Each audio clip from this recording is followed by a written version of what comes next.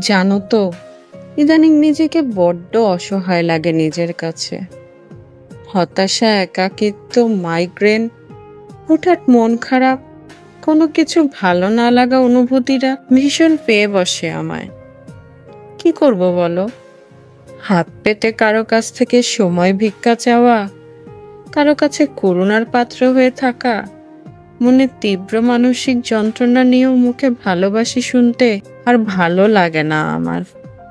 ভালোবাসা এমন নয়, এমন হয় না। যে মানুষটা জীবনের সবচেয়ে বাজে সময় পার করে, সেও তার ভালোবাসার মানুষটার সঙ্গ চায়, মানুষটার সাথে কথা বলতে চায়, মানুষটাকে দেখার জন্য ব্যাকুল হয়ে থাকে। অথচ তুমি কি নিদারুণ অবহেলায় আমায় ফেলে রাখো। দিনের পর দিন, মাসের পর মাস তুমি দিব্যি থাকার পরেও নিঃসঙ্গতার একাকিত্বের দম বন্ধ হয়ে আসে আমার। কান্না পায়, বুকের বাঁ পাশে চিনচিন করে ব্যথা করে, নিজেকে নিজের কাছেই অসহায় লাগে। তুমি যেটাকে ভালোবাসা বলো, সেটা যে আমার কাছে যন্ত্রণা। ভালোবাসা পেলে মানুষের জীবন এমন ছন্দহীন হয় না। প্রকৃত ভালোবাসা পেলে মানুষ প্রচন্ড হতাশা থেকেও বেরিয়ে আসতে পারে। অথচ দেখো, আমি দিব্যি বিষাদগ্রস্ত অবস্থায় আছি।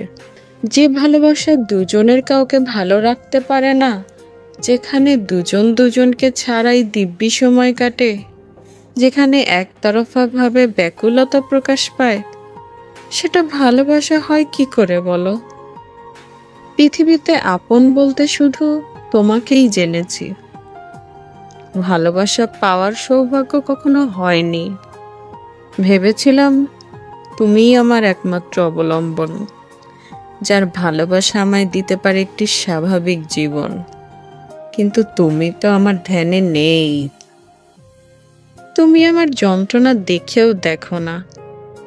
যে মুহূর্তে তোমাকে সবচেয়ে বেশি প্রয়োজন, সেই মুহূর্তে তুমি থাকো আমার ধরা ছোঁয়ার অনেক বাইরে। এভাবে ভালোবাসা হয় না। ভালোবাসলে মিশে থাকতে হয়, মনের সাথে, শরীরের সাথে, বুকের সাথে। মস্তিষ্ক জুড়ে শুধু এই আমি ছাড়া পৃথিবীর অন্য সবকিছুই স্থান পায়। তাহলে আমাকে ভালোবাসলে কোথায়? মিছে সান্ত্বনা দিয়ে সাময়িক খুশি করাটা যে পৃথিবীর সবচেয়ে বাজে যন্ত্রণার জন্ম দেয়। আর সেই যন্ত্রণা পুষে মানুষ রোজ একটু একটু করে ফুরিয়ে যায়, তলিয়ে যায় হতাশার অতল গহ্বরে। যেমনটা আমি তলিয়ে যাচ্ছি প্রতিদিন একটু একটু করে। এভাবে ভালোবাসা হয় না, এভাবে ভালোবাসা যায় না।